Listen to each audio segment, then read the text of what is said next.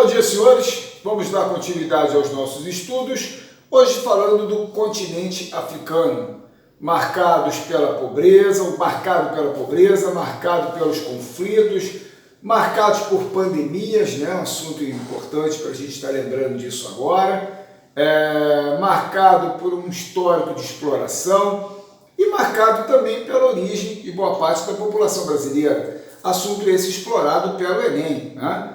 Então, quando nós buscamos as nossas raízes, boa parte da população brasileira hoje, já não mais um país branco, né, um país mestiço, essa mestiçagem se deu principalmente com em torno dos 4 milhões de africanos que entraram no nosso país. Então, o continente africano, pela sua diversidade, sempre um continente importante para nós lembrarmos antes da prova do Enem. Beleza? Vamos lá, gente, vamos dar uma olhadinha na África. Bom, quadro físico da África não é um tema que eu espere muito hoje numa prova, né? Não tem nada muito específico para a gente para falar do quadro físico. Até porque é muito fácil. Lembrando que a grande diversidade do continente africano se dá pela sua grande extensão latitudinal. Ou seja, além da linha do Equador, ele é cortado pelos trópicos de Câncer e Capricórnio. Agora, ele tem o chamado quadro espelho, né? Equador, Capricórnio, Câncer, você vai ter o quê? Equatorial, tropical, semiárido, né? Desértico, mediterrâneo.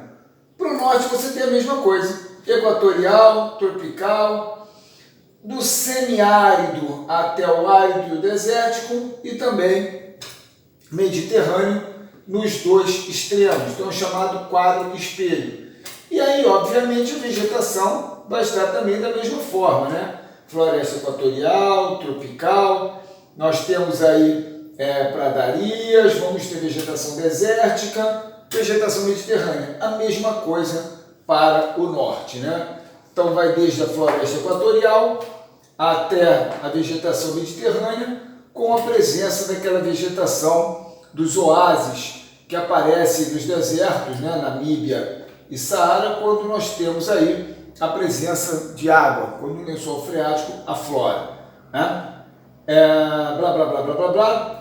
Maior deserto do mundo, né? Lembrando que os desertos estão dentro daquela faixa entre os 27 e 30 graus, que nós falamos em clima, né? O Mediterrâneo, deserto na Namíbia, e também trabalhamos a África na aula de clima em virtude da altitude.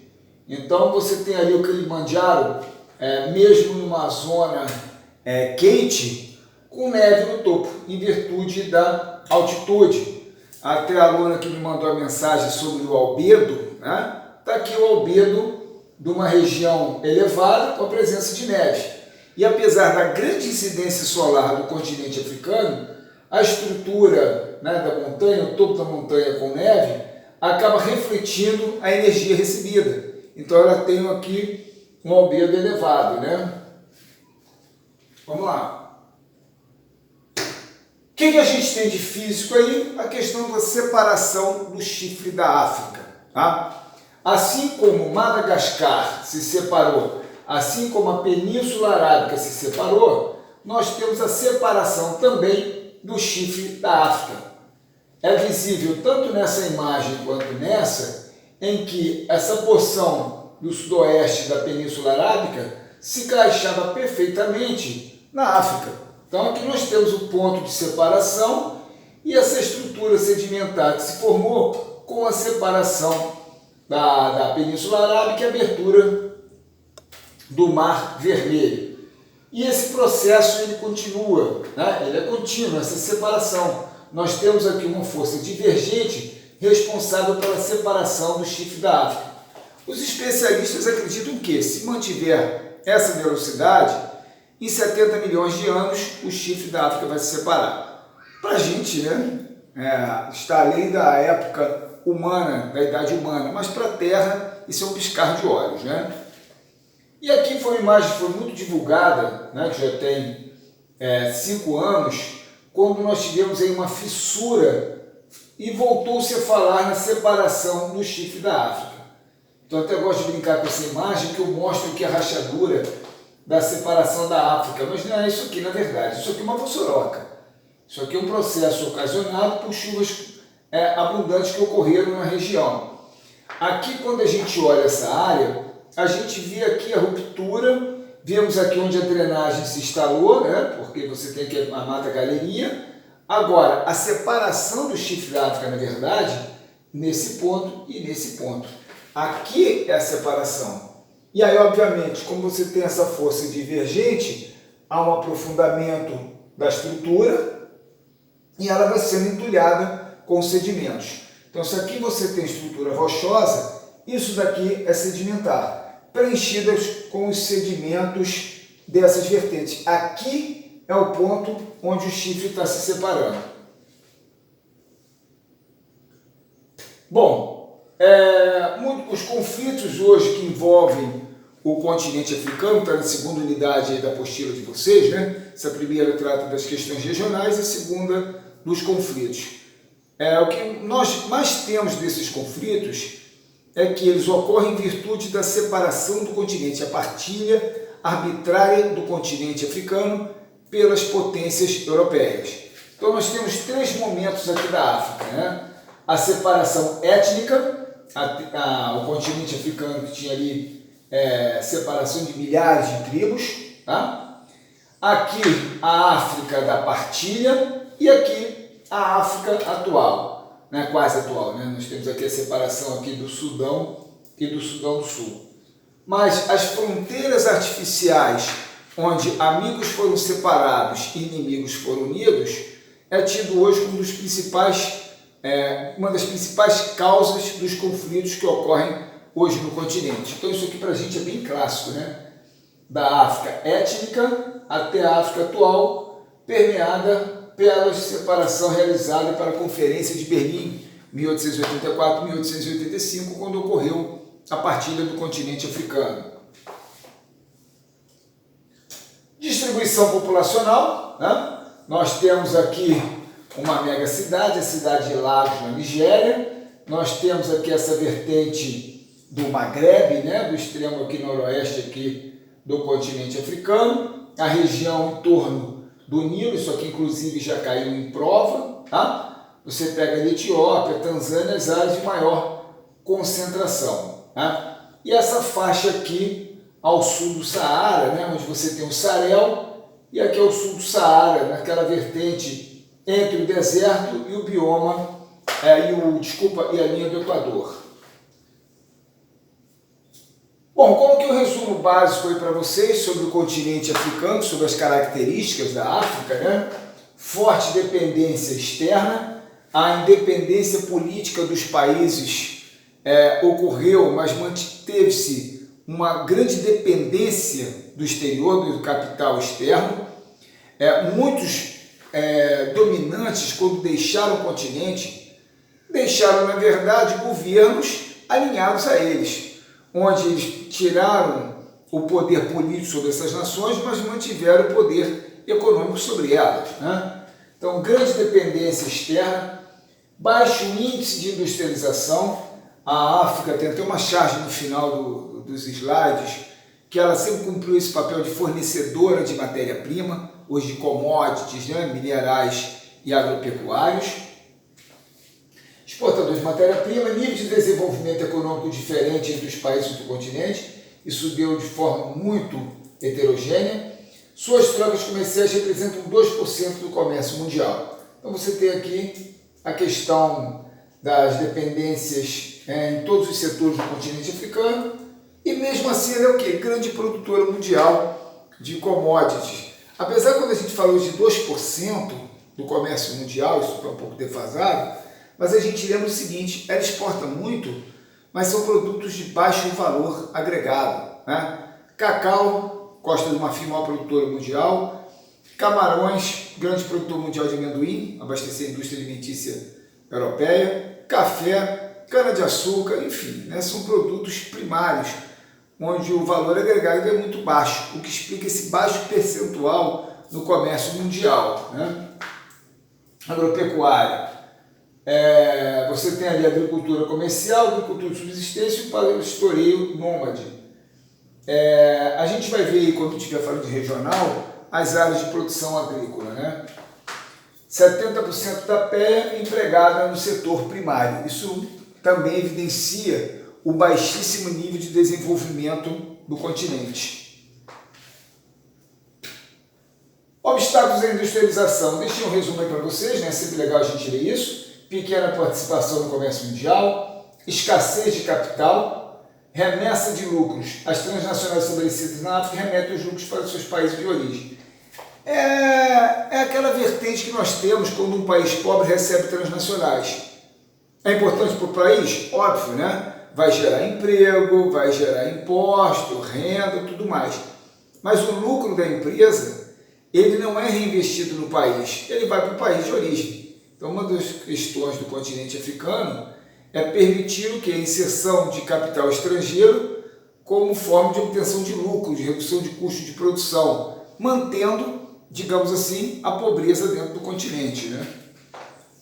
Escassez de mão de obra qualificada, não há investimentos em qualificação profissional, é aquele ciclo da pobreza, né, bicho?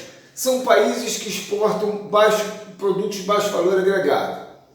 Com isso, possuem pouca captação financeira. Com isso, eles não investem em educação. E aí, não qualificam mão de obra, não atraem empresas tecnológicas e assim como não desenvolvem o quê? Tecnologia. Então, eles continuam vendendo produtos de baixo valor agregado. Então, você tem um ciclo nesse processo, né? Guerras civis, outro problema sério no continente africano. Nós vamos ver aí que o continente quase todo é pontilhado por conflitos, disputas por poder principalmente, né? Essa divisão arbitrária do continente e o abandono do continente com a descolonização pós-Segunda Guerra Mundial fez com que os grupos étnicos distintos, diferentes, brigassem pelo poder, né? Isso até hoje. Integração econômica da África. O máximo que a gente fala ali é da União Africana e a SADC, né? Mas é complicado, é complexo você falar numa integração econômica entre os países da África, por quê? São exportadores dos mesmos gêneros, né? Matéria-prima, commodity primário. Então, o que um produz não interessa para o outro. Muitos dos quais não possuem indústria, não conseguem atender aos seus vizinhos. Eles competem no mercado internacional com os mesmos produtos. O mercado consumidor desses países é muito restrito.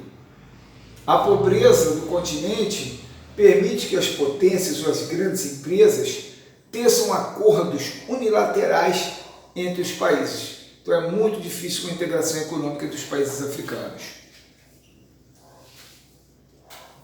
Bom, regionalização africana. A básica, né? África branca, África negra ou África subsaariana.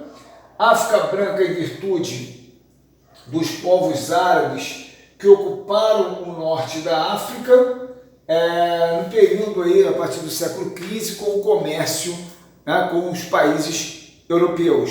Então nós temos ali a África Islâmica ou África Branca, lembrando que são povos árabes, né? E a África animista. Aqui um pouquinho da regionalização que a gente trabalha, né? Norte da África, sul da África, África Oriental, África Ocidental, África Central, ou uma que é legal para a gente trabalhar, né? Quando a gente pega aqui o chifre da África, o Magrebe, o sul da África, vamos ver lá por regiões, tá? O Magrebe aparece pouco para a gente, né? Terra do Sol Poente, né? Oeste do continente africano.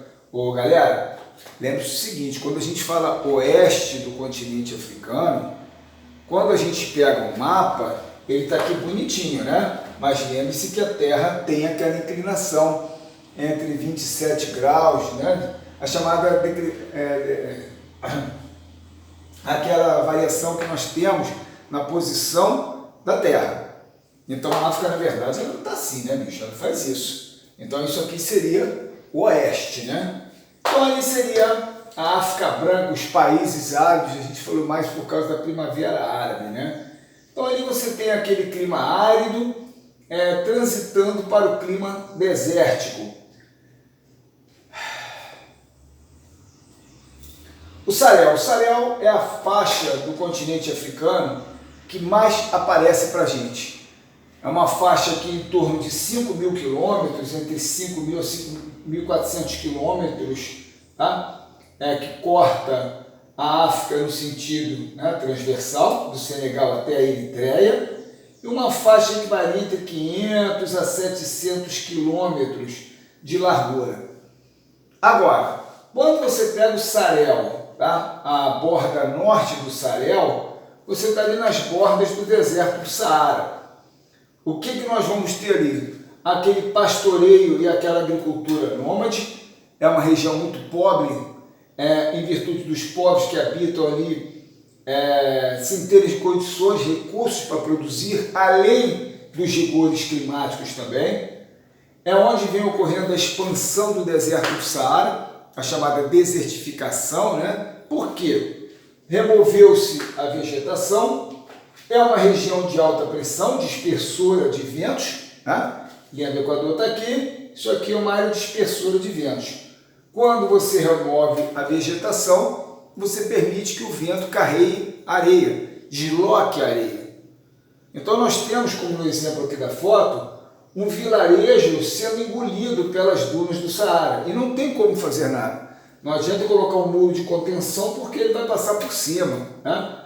As clássicas tempestades de areia nas bordas do Sahel, mas do norte. Já ao sul, você também tem essa agricultura de subsistência, tá? Nas áreas mais pobres, mas você também tem plantation. Lembram da plantation, né? Grande produção, monocultura, voltada para o mercado externo, usando grande quantidade de mão de obra. O problema, bicho, é que essa produção, ela não é focada, não é voltada para a população do continente. Ela é voltada para exportação, né? Então, um exemplo aqui de uma área de plantation na borda sul do Sahel. Então, você tem os dois quadros e mantendo aqui a população, que apesar da atividade remunerada, de baixa remuneração, né? Bom, a outra região muito falada, né? O chifre da África, que é tido como a região mais pobre do planeta. Aqui nós temos questões polêmicas, né? Principalmente por causa da Somália, dividida lá entre Inglaterra e Itália, né? na partilha. E desde a independência do pós-guerra, grupos lutam em busca do governo.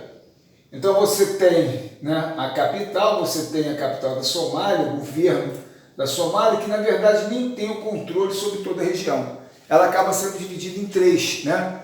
A Somalilândia, a Puntilândia e o que seria o governo regular da Somália. Aqui nós temos uma grande inserção da religião, do islamismo, né? Comerciantes passaram a pagar grupos em defesa de outros grupos rebeldes, onde hoje você acaba tendo ali, inclusive, a presença da Sharia, grupos onde eles pregam a lei islâmica, tá? Agora ficou muito conhecido por causa da pirataria, né, gente? Uma região extremamente pobre, quando você pega a Etiópia, o de Djibouti e a Somália, é uma região extremamente pobre, uma região que historicamente é assistida pela ONU em virtude dos bolsões de miséria e fome pelo qual passa a região. Longos períodos de secas, né, que generalizam o problema da fome da região, onde vem ocorrendo a separação do chifre da África, né, como eu já falei para vocês, aqui uma evidência dessa separação, e a região onde se utiliza muito ainda crianças soldados, né? O velho bom AK-47, né? E aí ficou mais famosa por causa dos ataques de piratas que ocorrem ali na região. Então você ali, na verdade, você tem, né, duas áreas principais, o Estreito de Aden e aqui de Mogadiscio, onde ocorrem os ataques piratas, tá? E além desses piratas, você ainda tem o Al-Shabaab. O Al-Shabaab é um grupo radical islâmico, né, que prega a Sharia e que vem implementando o terror há mais de uma década na região. Inclusive, o grupo responsável por ataques terroristas no Quênia, que participa do governo da Somália em combate a esses grupos radicais, né? Houve, digamos, uma relativa calma em relação aos ataques piratas. Isso aí foi muito contundente até 2014, tá? Quando os governos se uniram, principalmente os governos europeus, patrulhando o Golfo de Aden, né? Aquele estreito ali onde você tem os ataques piratas. Então, marinhas de guerra de vários países se revezam ali em torno de 3 meses patrulhando aquelas águas, né? E aí eles vêm, digamos assim, implementando políticas para desestimular os ataques de piratas. Ou seja, brincadeira à parte, quando você não tem a mídia presente, o que eles estão fazendo é afundando esses barcos, né, atacando esses piratas. Eles agem a partir de praias, né, com lanchas rápidas, usando o antigo material soviético, né, e como os navios passaram a se afastar mais da costa somália, eles passaram a usar barcos-mãe, antigos barcos pesqueiros que foram roubados, né, e a partir dali eles partem para atacar navios em alto mar, mas que vem sendo combatido pelas marinhas, diminuindo consideravelmente, além, né, dos navios recrutarem seguranças que atuam no mar quando passam pela costa somália. O que voltou para a gente aí na mídia foi em 2019 um acordo do governo chinês com a Somália de liberar as águas da Somália para navios pesqueiros da China. Então há um medo de que, com a presença desses navios chineses, possa fomentar o ataque pirata. Isso aí diminuiu consideravelmente, tá? Mas há um medo de que a ação dos piratas volte por causa do aumento da presença de barcos chineses na região. E é um problema sério porque, como uma atividade de baixo valor também, a pesca, a China manter uma esquadra para proteger esses navios seria muito caro. Então o mundo tem medo de um acordo com a China em virtude do aumento da pirataria. Ou a própria Somália, né, parte da população somália contra esse acordo, porque poderia exaurir a pesca que atende também a população somália. Tá? Bom, o apartheid, né, o sistema segregacional que ocorreu na África do Sul de 1948 a 94, não, digamos assim, seria muito atualidades aí para a gente, né? Depois da separação total da Inglaterra com a Segunda Guerra Mundial, o que nós tivemos ali foi um sistema de segregação racial imposto por lei, onde proibiram o casamento entre brancos e negros, aquilo tudo que vocês já ouviram muito, né? Um sistema de segregação, ainda usava-se muito o termo, racial. Então, uso para brancos, uso para pretos. Então, havia dificuldade de acesso da população negra praticamente impossível nas universidades, né? Locais de moradia, enfim. E aí um evento que chamou a atenção do mundo passou a prestar atenção para a política do apartheid, foi o massacre de Sharpeville, em 1960. Né? Estima-se que 20 mil sul-africanos se reuniram numa manifestação pacífica contra a lei do passe. O governo havia instituído uma caderneta onde cada sul-africano usaria, óbvio, a população negra, né? Limitando naquela caderneta onde aquele cidadão poderia se deslocar. E aí, essa manifestação pacífica, tendo inclusive à frente crianças, né, foram reprimidas de forma violenta pela polícia, onde 69 pessoas morreram e mais 180 foram feridos. Como essas imagens conseguiram chegar, né, à mídia internacional, essa imagem marcou muito a política contra o apartheid. E a partir daí, as sanções econômicas contra a África do Sul começaram a estrangular a economia do país. Até chegar o momento, né, em que Frederic de Klerk, primeiro-ministro da África do Sul, consegue costurar um acordo para o fim do apartheid. Libertação de Nelson Mandela né? O grande nome da África do Sul, da luta contra o Apartheid, e o fim do Apartheid. De Klerk e Mandela dividiram o Prêmio Nobel da Paz por terem conseguido de forma pacífica essa transição e pelo fim do Apartheid. Ocorreram eleições multirraciais e por 2 mandatos aí Mandela, presidente da África do Sul, né, e tendo fim aí desse sistema de Apartheid. Obviamente não houve, digamos assim, uma equiparação também nas condições socioeconômicas do país. A maioria da população negra, em torno de 70%, boa parte dela continua excluída, digamos, do coração econômico do país. E aí o que é a África do Sul, né, bicho? De um lado aqui no litoral, que seria a cidade do Cabo, uma cidade bonita, moderna, não é isso?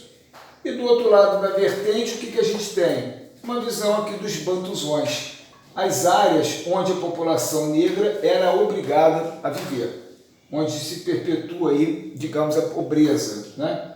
E aí, nível de economia, grande produtora de diamantes, ouro, né? Hoje com a presença de indústria mecânica, agropecuária, turismo, enfim. Agora, por muito tempo, foi o principal país em nível econômico do continente africano. Tá? Então a gente sempre falava assim, mais de 50% da produção industrial da África sai da África do Sul. Isso até ela ser superada em nível de PIB pela Nigéria.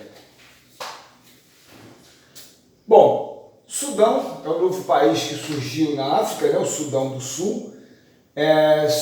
Surgiu a partir da separação do país em 2. Né? Nós temos aí a população ao norte, muitos aí com a inserção do Islã também na região, e ao sul mais a população animista, digamos assim. O Sudão ele vem numa divisão pela disputa pelo poder do país, tá? E também por petróleo. Agora, mesmo o Sudão do Sul tendo aí a maior parte do petróleo da região, né, do novo país, ele acaba ainda dependente do Sudão, porque, como é um país interiorano, para poder escoar a produção petrolífera depende do governo sudanês, o que acaba tendo aí praticamente a metade dos rendimentos com a exploração para poder favorecer, para poder participar dessa produção, permitindo que o Sudão do Sul escoe a sua produção. Né? Coloquei aqui os dados para vocês verem sobre o Sudão do Sul, né? Já nasce como o país mais pobre do mundo. Eu acho interessante aqui, né? Educação, adultos analfabetos, entre 75% a 85% da população do Sudão do Sul é analfabeta. E aí a gente vê que dificilmente você teria uma evolução nesse país com um quadro de mão de obra desqualificada como essa. Né? Área de saúde, todos os indicadores aqui são negativos. Então aí o exemplo do novo país que surgiu, que seria aí o Sudão do Sul. Bom, Nigéria é o maior PIB hoje da África do Sul, graças à produção petrolífera. 10% do petróleo mundial estima-se que ele esteja no continente africano, e a Nigéria é grande produtora mundial. A Nigéria também aparece para a gente na aula de urbanização, né? Você tem a cidade de Lagos, que é uma mega cidade, possui mais de 10 milhões de habitantes, uma população superior a 160 milhões de habitantes, então você tem um quadro muito característico. Aquela visão clássica de uma mega cidade, né? Uma cidade com um grande, marcado pela macrocefalia urbana, né? A grande pobreza mesmo no centro, a riqueza passando no meio da pobreza, né? As favelas se instalam sobre os dutos de petróleo, e aí, né, a grande produção petrolífera do país, e que também não segue uma legislação ambiental, digamos assim. Mas o que a gente tem de atualidade da Nigéria é o fato de hoje ser o maior PIB do continente africano. E aí, voltando a falar da Nigéria, né, bicho? A gente tem o quadro chamado de leões africanos. Os leões africanos trata de um conjunto de países africanos que tiveram um crescimento econômico, não um desenvolvimento econômico, né? Um crescimento econômico, PIB, de forma agressiva. Então fizeram aí uma alusão aos tigres asiáticos. Nós temos os leões africanos. Tanzânia, né? A Nigéria, o Quênia, são nações que estão abertas a capital estrangeiro, oferecem vantagens fiscais, mão de obra barata, uma certa qualificação profissional em relação a muitos outros países. Isso tem permitido o quê? O aporte financeiro, principalmente da China, né? Principalmente capital chinês. Isso tem permitido que o PIB desses países venha crescendo, né? Então a gente tem aqui crescimento médio do PIB entre 2014 e 2017. Ruanda, Tanzânia, Moçambique, Costa do Marfim, República Democrática do Congo, Etiópia. O Brasil esteve muito longe de um patamar desse. Senhores, lembra o seguinte, esse é o crescimento em relação ao PIB daqueles países, né? O PIB brasileiro superior a muitos desses países, só para a gente lembrar, tá? Isso aí é percentual. E aqui é a evolução do PIB da Nigéria. Agora lembre-se que, como é um país que depende muito das exportações do petróleo e seus derivados, a oscilação no preço também coloca em risco o quê? O crescimento do PIB da Nigéria, né? Eu botei aí o que deve bom desempenho, né? O que falta vencer, enfim. E aí as características dos países dos leões africanos. Bom, isso é um assunto legal que a gente poderia falar aí hoje na monitoria, né? A questão das pandemias. Passamos ali pelo Ebola, estamos vivendo aí o Covid, né? Até porque fala-se dessa baixa taxa de mortalidade no continente africano em relação aos outros países, né? Existe aí vertentes contraditórias para isso, mas aproveito aí para a gente, né, fazer aquele joguete. Se a gente hoje passa por um Covid, cabe lembrar da questão do continente africano, que é onde você tem uma incidência de pessoas infectadas pelo HIV, né? Agora, também de forma gritante, né, bicho? Isso aqui já foi slide de prova. Quando você pega aí o mapa do contágio, né, da contaminação do HIV no mundo, o maior no continente africano. Agora, tem um disparate muito grande. Quando você pega o norte da África junto com o Oriente Médio, estima-se em 300 mil infectados. Quando você pega a África subsaariana, fala-se em 23 milhões e em 500 mil infectados. Então, vários fatores explicam isso. A própria religião, né, o Islã, que é um código de conduta, enquanto na África subsaariana a poligamia é algo normal em muitos países, né? A falta de informação, enfim.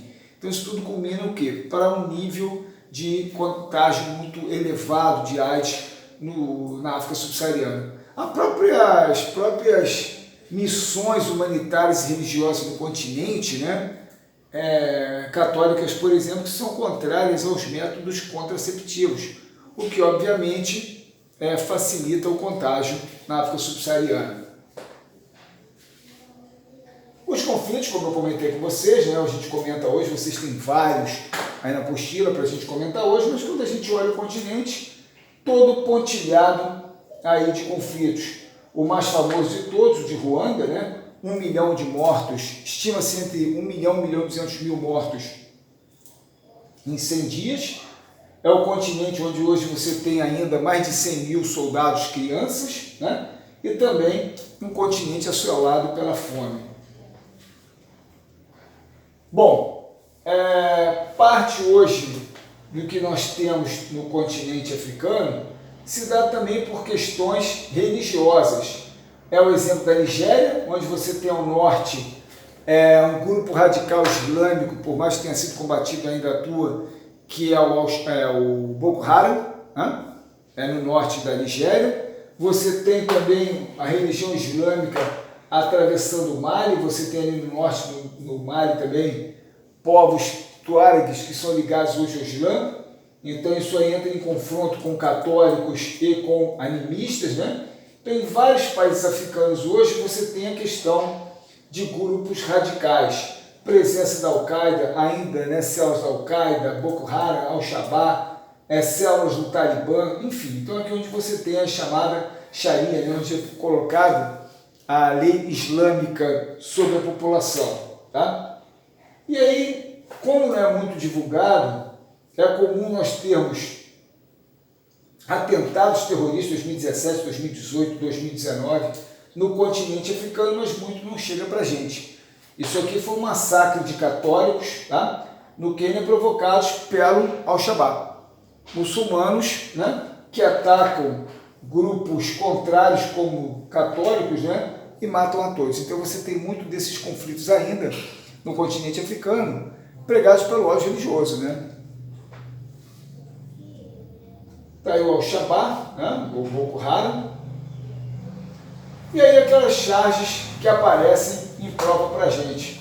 A famosa partilha da África pela Conferência de Berlim, aquela questão que eu falei com vocês lá no início, né, da exploração dos recursos naturais no continente, os colonizadores europeus que saíram, mas mantiveram, digamos assim, uma elite explorando a população. E as mais recentes, né, a China substituindo os Estados Unidos no continente, né, inclusive com reportagens, a gente foi em China, em que a China prega que não está promovendo um novo colonialismo no continente africano. O que ela faz é atuar com investimentos em infraestrutura. Obviamente, aqueles que vão favorecer a China, aumentando o comércio da China com o continente e permitindo também a China ter acesso aos recursos, né, que são muitos no continente africano. Beleza? Senhores, tiraremos as dúvidas aí na monitoria. Obrigado pela presença, bom final de semana, boa Páscoa para todos. Ok?